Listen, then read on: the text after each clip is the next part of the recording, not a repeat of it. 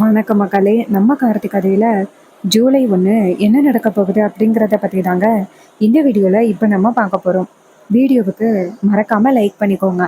நீங்கள் லைக் பண்ணுறது தான் எங்களுக்கு அடுத்தடுத்து வீடியோ போடுறதுக்கு ரொம்பவே இன்ட்ரெஸ்டிங்காக இருக்கும். ஸோ மறக்காமல் லைக் பண்ணிவிட்டு இந்த வீடியோவை தொடர்ந்து பாருங்கள். என்ன நடக்குது அப்படின்னு பார்த்துக்கிட்டிங்கன்னா, நம்ம ஹீரோ வந்துட்டு ரொம்பவே வருத்தப்படுறாரு. இது மாதிரி மாமாவுக்கு இவ்வளோ பெரிய பிரச்சனை அப்படின்னு நினச்சிட்டு ரொம்ப வருத்தப்படுறாரு. அதே நேரத்தில் ஹீரோ அந்த சந்திரா பற்றின உண்மையை நிரூபிக்கிறதுக்காக ரொம்ப ட்ரை பண்ணுறாரு. ஆனால் அத்தை என்னடான்னா, அவங்க தங்கச்சியை பற்றி யார் என்ன சொன்னாலும் கொஞ்சம் கூட நம்புறதாவே இல்லை.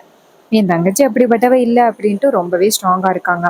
அப்போ நம்ம ஹீரோ என்ன பண்ணுறாருன்னு அவங்க அத்தை கிட்ட, சரிங்க அத்தை, நீங்கள் சொல்கிறதாகவே இருக்கட்டும். நீங்கள் என்ன சொல்கிறீங்க? உங்கள் தங்கச்சி வந்து அப்படி பண்ணலை அப்படிங்கிறீங்களா?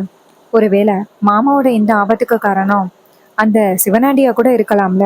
ஒருவேளை அந்த சிவனாண்டி மருதுவை வந்து அனுப்பி இப்படிப்பட்ட வேலைகள் எல்லாம் பண்ணியிருக்கிறதுக்கு நிறைய வாய்ப்பு இருக்குல்ல அப்படின்னு. இதை கேட்டதும் ஈஸ்வரி யோசிக்க ஆரம்பிக்கிறாங்க. அப்ப சந்திரா டக்குன்னு இடையில புகுந்து, ஏய், இப்ப எதுக்கு நீ அவனை தேவையில்லாம இதுல கொண்டு வர? அக்கா, அவருக்கும் இதுக்கும் என்னக்கா சம்மந்தம்? இந்த மருது தானா வந்து நம்மளை ஏமாத்தணும் அப்படின்னு நினைச்சுவேன். அதுக்கும் அந்த சிவனாண்டிக்கும் என்ன சம்மந்தம் இருக்கும்க்கா அப்படின்னு. அப்ப ஹீரோ சொல்றாரு, இங்க பாருங்க, அந்த மருதுவை பத்தின உண்மையை சொல்ல வந்தவன் முருகன். அவனை வந்து சிவனாண்டி கடத்தி கொண்டு போய் வச்சிருந்தான். அப்ப அவனுக்கும் இதுக்கும் ஏதோ சம்மந்தம் இருக்கு அப்படின்னு தான் எனக்கு தோணுது. இது கேட்டதும் ஈஸ்வரி சொல்றாங்க, இங்க பாரு, இதுக்கு முன்னாடி நீ என் தங்கச்சி மேல பழி போட்ட. ஆனா எனக்கு நீ என் தங்கச்சி மேல பழி போட்டது எனக்கு கொஞ்சம் கூட பிடிக்கவே இல்லை. ஏன்னா என் தங்கச்சி கண்டிப்பா அப்படிப்பட்டவ கிடையாது. ஆனா நீ இப்ப சொல்ற பாரு, அந்த சிவனாண்டி பண்ணி இருக்கிறதுக்கு வாய்ப்பு இருக்கு அப்படின்னு. இதுதான் எனக்கு நம்புற மாதிரி இருக்கு. அந்த சிவனாண்டி கண்டிப்பா என் குடும்பத்துக்கு எதிரா இந்த மாதிரி சதி பண்ணி இருக்கிறதுக்கு வாய்ப்பு இருக்கு. அவனை நான் கண்டிப்பா சும்மா விட மாட்டேன் அப்படின்னு. அப்ப ஹீரோ சொல்றாரு, ஆமா, இப்பவே போயிட்டு சிவனாண்டியை என்னன்னு கேளுங்க, அப்பதான் சரிப்பட்டு வரும் அப்படின்னு. இதை கேட்டதும் ஈஸ்வரி சொல்றாங்க, என் புருஷனோட இன்னைக்கு நிலைமைக்கு காரணம் அவனா மட்டும் இருந்தா நான் கண்டிப்பா அவனை சும்மா விட மாட்டேன் அப்படின்னு. அப்ப மயிலு சொல்றாரு, ஆமாங்கத்த, நீங்க சொல்றது சரிதான். அவனையெல்லாம் இதுக்கப்புறம் சும்மாவே விடக்கூடாது. மயிலு சொல்றாரு, அத்தை, ஆமாத்த, கண்டிப்பா இது அந்த சிவனாண்டியோட வேலையா இருக்கிறதுக்கு வாய்ப்பு இருக்குத்த. ஏன்னா அவன் தானே ஆரம்பத்துல இருந்து நம்ம குடும்பத்துக்கு நிறைய வந்து கெடுதல் பண்ணிக்கிட்டு இருக்கான். ஒருவேளை அவனா இருக்கிறதுக்கு வாய்ப்பு இருக்குத்த, கொஞ்சம் யோசிச்சு பாருங்க அப்படின்னு. உடனே ஈஸ்வரி சொல்றாங்க, ஆமா, நான் இப்பவே போயிட்டு அவனை பாக்குறேன். அப்ப வில்லி சொல்றாங்க, அக்கா, நானும் வரக்கா அப்படின்னு. ஈஸ்வரி சொல்றாங்க, இல்ல, நீ வர வேண்டாம் அப்படின்னு கிளம்புறாங்க. அதே நேரத்துல இதை பார்த்துட்டு ரொம்பவே ஷாக் ஆகுறாங்க நம்ம சந்திரா. சந்திரா நினைக்கிறாங்க, இந்த விஷயத்தை பத்தி அவர்கிட்ட நம்ம உடனே சொல்லி ஆகணுமே அப்படின்னு நேரா ஹாஸ்பிட்டலை விட்டு வெளியில வந்துட்டு அவங்க புருஷனுக்கு ஃபோன் பண்றாங்க. அப்ப சிவனாண்டி ஃபோன் அட்டன் பண்ணி, சொல்லு சந்திரா, என்னாச்சு அப்படின்னு. சந்திரா சொல்றாங்க, என்னங்க, இந்த டிரைவர் பையன் இருக்கான்னு நடந்த பிரச்சனை எல்லாத்துக்குமே நீங்க தான் காரணம் அப்படின்னு வண்டியை திருப்பி விட்டுட்டான். இப்ப வந்துட்டு உங்க மேல சரியான கோவத்துல இருக்காங்க. இதை கேட்டதும் ரொம்பவே அதிர்ச்சி ஆகுறாங்க சிவனாண்டி. சந்திரா, அங்க நடந்த பிரச்சனைக்கும் எனக்கும் என்ன சந்திரா சம்பந்தம்? அதுக்கு சந்திரா சொல்றாங்க, என்னங்க, அந்த மருதுவை பத்தின சாட்சி சொல்றதுக்கு இருந்தவன் தானே அந்த முருகன். அவனை கொண்டு போய் நீங்க வச்சிருந்தீங்கல்ல, அதை பத்தி அக்கா கிட்ட அவன் சொல்லிட்டான். உடனே அக்கா வந்துட்டு உங்களை பாக்குறதுக்காக தான் இப்ப வந்துகிட்டு இருக்கா. நீங்க எங்க இருந்தாலும் சரி, தயவு செஞ்சு தப்பிச்சு போயிருங்க அப்படின்னு. இது கேட்டதும் சிவனாண்டி சொல்றாரு, சரி சந்திரா, நான் உடனே இந்த இடத்த விட்டு போறேன் அப்படின்னு சொல்லிட்டு போனை கட் பண்றாங்க. அப்போ சந்திரா திரும்பி பாக்குறாங்க. பார்த்தா ஈஸ்வரி நிக்கிறாங்க. கூடவே நம்ம மயிலு, நம்ம ஹீரோ எல்லாரும் நிக்கிறாங்க. அவங்கள பார்த்ததும் சந்திராவுக்கு ரொம்ப அதிர்ச்சியா இருக்கு. இன்னொரு பக்கம் சிவனாண்டி நேரா அவங்க சித்தப்பாட்ட கிட்ட போயிட்டு, சித்தப்பா, அந்த ஈஸ்வரி இருக்கால, அவ இப்ப நம்மளை தேடி வந்துகிட்டு இருக்காளாம். எதனால அப்படின்னா, அந்த கார்த்தி பையன் இருக்கான, அவன் வந்துட்டு முருகனை கடத்தினதே நம்ம தான் அப்படின்னு சொல்லிட்டான். ஸோ நடந்த அந்த சூழ்ச்சி எல்லாத்துக்குமே நம்ம தான் காரணமா இருப்போமோ அப்படின்னு நினைச்சிட்டு ஈஸ்வரி நேரா கோவத்தோட இங்க வந்துகிட்டு இருக்கா. அவகிட்டேந்து எப்படியாவது எஸ்கேப் ஆகணும் சித்தப்பா அப்படின்னு. இதை கேட்டதும் அவரு ரொம்பவே ஷாக் ஆகுறாரு. என்னடாமா அவனை இப்படி சொல்ற அப்படின்னு. அதுக்கு அவரை சொல்றாரு, ஆமா சித்தப்பா, எப்படியாவது இப்ப தப்பிச்சே ஆகணும் அப்படின்னு சொல்லிட்டு அவங்க 2 பேரும் அந்த இடத்துல இருந்து கிளம்புறாங்க. இன்னொரு பக்கம் நம்ம வில்லி வந்துட்டு திரும்பி பார்த்தா நம்ம ஹீரோ, நம்ம ரேவதியிலேருந்து மயிலிலேருந்து எல்லாரும் நிக்கிறாங்க. ஈஸ்வரி நேரா அவங்க தங்கச்சியை பார்த்து, இப்ப நீ யாருக்கிட்ட ஃபோன் பேசிக்கிட்டு இருந்த சொல்லு அப்படின்னு கேக்குறாங்க. அதுக்கு வில்லி சொல்றாங்க, அக்கா, நான் வந்துட்டு எனக்கு தெரிஞ்சவங்க கிட்ட தான்க்கா ஃபோன் பேசிக்கிட்டு இருந்தேன். ஏன்க்கா, என்னாச்சு அப்படின்னு. ஈஸ்வரி சொல்றாங்க, இங்க பாரு, நீ இப்ப உண்மையை சொல்லு. யாருக்கிட்ட ஃபோன் பேசிக்கிட்டு இருந்த அப்படிங்கிற உண்மையை என்கிட்ட சொல்லிட்ட அப்படின்னா நான் கண்டிப்பா உன்னை விட்டுருவேன் அப்படின்னு. அதுக்கு வில்லி சொல்றாங்க, அக்கா என் ஃப்ரெண்டு கிட்ட தான்க்கா ஃபோன் பேசிக்கிட்டு இருந்தேன் அப்படின்னு. மயிலு சொல்றாரு, ஏன் சின்னத்த, உங்க ஃப்ரெண்டு கிட்ட தானே ஃபோன் பேசிக்கிட்டு இருந்தீங்க, ஃபோனை கொடுங்க அப்படின்னு கேக்குறாங்க. உடனே மயிலு சொல்றாரு, இங்க பாருங்க சின்னத்த, நீங்க அந்த சிவனாண்டி கூட பேசிக்கிட்டு இருந்தீங்க அப்படின்னு வெட்ட வெளிச்சமா எங்க எல்லாருக்குமே தெரிஞ்சு போச்சு. அத்தை போயிட்டு சிவனாண்டிய பார்க்க போறாங்க அப்படின்னு தெரிஞ்சதோட சிவனாண்டிக்கு ஃபோன் பண்ணி நீங்க எச்சரிக்கிறீங்க. இதுல இருந்தே தெரியுது நீங்க சிவனாண்டி கூட இன்னும் கான்டாக்ட்ல இருக்கீங்க. அவனை வச்சுதான் இவ்வளவு பெரிய சதி திட்டத்தை போட்டிருக்கீங்க அப்படின்னு வெட்ட வெளிச்சமா எங்க எல்லாருக்குமே தெரிஞ்சு போச்சு. இதுக்கப்புறமும் நீங்க என்ன உண்மையை மறைக்க போறீங்க அப்படின்னு சொன்னதும் நம்ம சந்திராவுக்கு ரொம்பவே அதிர்ச்சியா இருக்கு.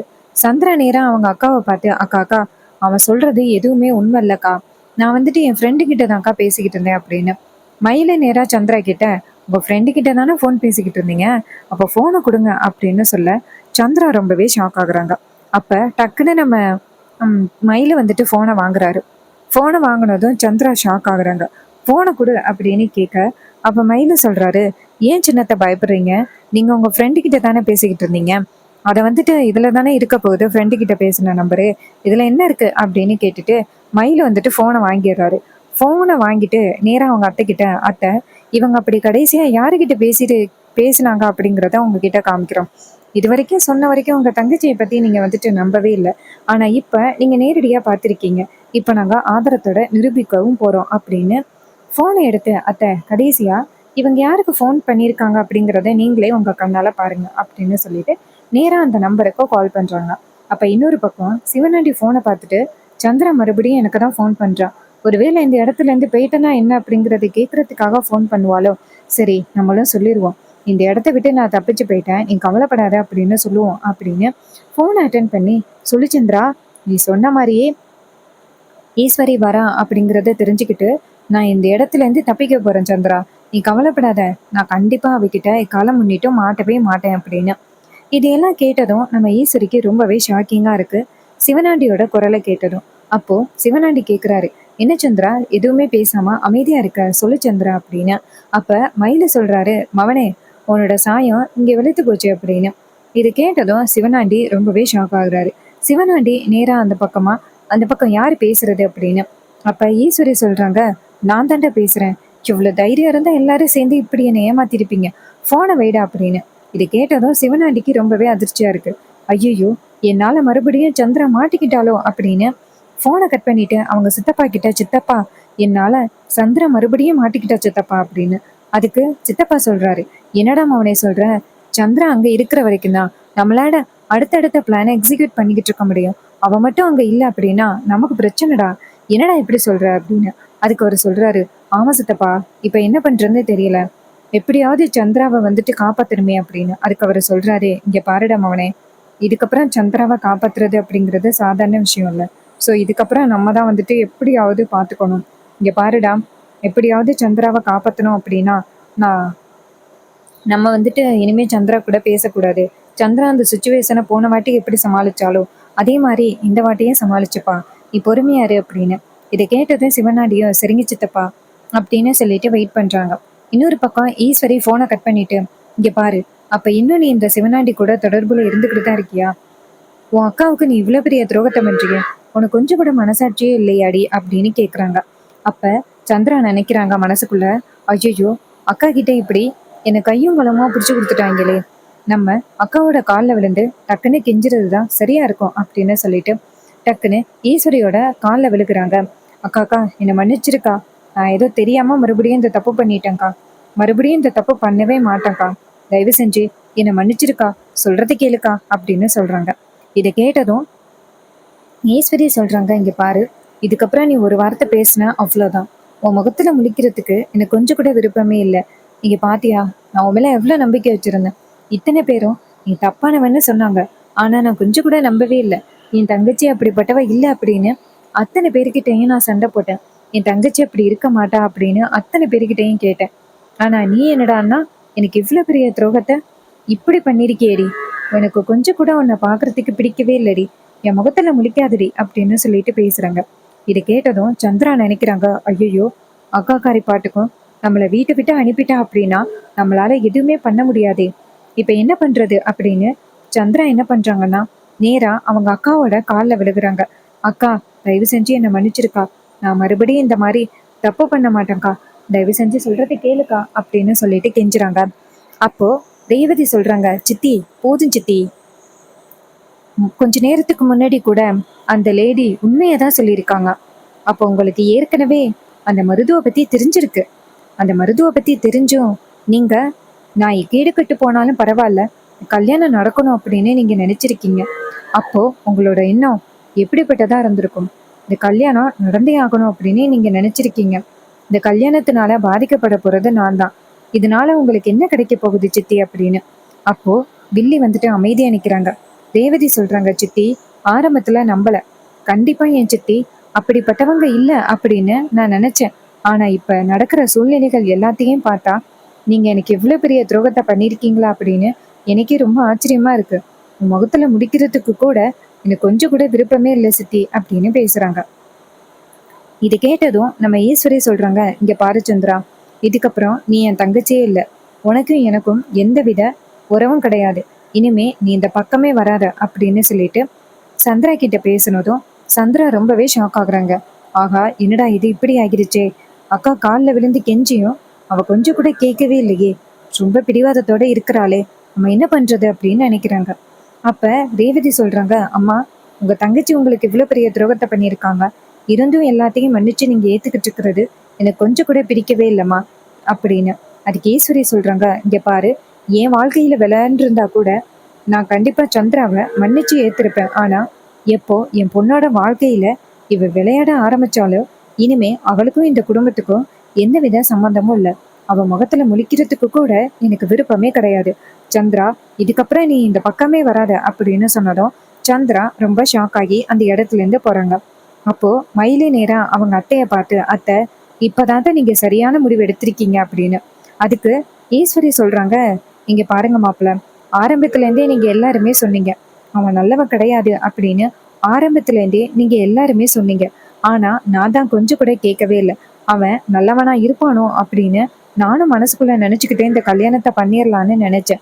இந்த சந்திரா என் சொந்த தங்கச்சி, அவளுக்கு உண்மை எல்லாமே தெரிஞ்சும் கல்யாணம் நடந்தா எனக்கு என்ன அப்படின்னு நினைச்சிட்டு இருந்திருக்கா. அவளை நினைச்சு பார்த்தாலே எனக்கு கோபம் வருது. இப்படிப்பட்ட ஒருத்தியா என் தங்கச்சியா இருந்தா அப்படின்னு எனக்கே மனசுக்கு ரொம்ப வேதனையா இருக்கு அப்படின்னு சொல்லி பேச, அதுக்கு சிவனாண்டி சொல்றாரு. அதுக்கு நம்ம மயில சொல்றாரு, அத்தை விடுங்க அத்தை, இதுக்கப்புறமாவது உங்க தங்கச்சி எப்படிப்பட்டவங்க அப்படிங்கிறத நீங்க தெரிஞ்சுக்கிட்டீங்களே அதுவே போதும் அப்படின்னு சொன்னதும் இதை கேட்டதும் ஈஸ்வரி சொல்றாங்க, ஆமா மாப்பிள்ள, நீங்க சொல்றது சரிதான். இத்தனை நாளும் என் கூடவே இருந்து எனக்கு எவ்வளவு பெரிய துரோகத்தை பண்ணியிருக்கா அப்படின்னு. அப்போ டாக்டர் அந்த இடத்துக்கு வந்துட்டு, மேடம் இது மாதிரி சார் கண்முழிச்சுட்டாங்க வந்து பாருங்க அப்படின்னு. ஈஸ்வரியும் சரி இதோ வரேன் அப்படின்னு சொல்லிட்டு இங்கேருந்து போறாங்க. நேரா போயிட்டு டாக்டரை பார்த்து, இது மாதிரி அவர் கண்முழிச்சிட்டாரா அப்படின்னு சொல்ல அவங்க சொல்றாங்க, ஆமா மேடம், அவர் கண்முழிச்சிட்டாரு அப்படின்னு. இதை கேட்டதும் ஈஸ்வரி ரொம்ப சந்தோஷப்படுறாங்க. அவருக்கு என்னாச்சோ ஏதாச்சோ அப்படின்னு எனக்கே மனசுக்கு ரொம்ப கஷ்டமா இருந்துச்சு. இப்போ அவர் கண்முழிச்சு அதை பார்த்த பிறகுதான் எனக்கே நிம்மதியா இருக்கு அப்படின்னு சொல்லிட்டு ரொம்ப சந்தோஷப்படுறாங்க. அண்ட் இன்னொரு பக்கம் நம்ம ஹீரோ வந்துட்டு எப்படியோ அந்த சந்திராவை பத்தி அத்தை கிட்ட நிரூபிச்சாச்சு. இனிமே அந்த சந்திராவால நமக்கு எந்த பிரச்சனையும் இருக்காது அப்படின்னு நம்ம ஹீரோ ரொம்பவே சந்தோஷப்படுறாரு. ஸோ இந்த ப்ரெடிக்ஷன் கதையை உங்களுக்கு பிடிச்சிருக்கா? இந்த கதையை உங்களுக்கு பிடிச்சிருந்துச்சுன்னா இந்த வீடியோவுக்கு மறக்காம லைக் பண்ணிக்கோங்க. நீங்கள் லைக் பண்ணுறது தான் எங்களுக்கு அடுத்தடுத்து வீடியோ போடுறதுக்கு ரொம்பவே இன்ட்ரெஸ்டிங்காக இருக்கும். ஸோ மறக்காம இந்த வீடியோவுக்கு லைக் பண்ணி நம்ம சேனலையும் சப்ஸ்கிரைப் பண்ணி தொடர்ந்து ஆதரவு கொடுங்க. அண்ட் நம்மக்கிட்ட வந்துட்டு நிறைய different type of clips and hair accessories இருக்குங்க. 5 ருபீஸ்லேருந்து 10 ருபீஸ் வரைக்கும் நம்மக்கிட்ட அவைலபிளாக இருக்குது. உங்களுக்கு வேணும் அப்படின்னா கமெண்ட்ல ஹாய்னு மெசேஜ் பண்ணி ஆர்டர் பிளேஸ் பண்ணலாம். ஆர்டர் பிளேஸ் பண்ணுங்கள். தேங்க்யூ ஃபார் வாட்சிங்.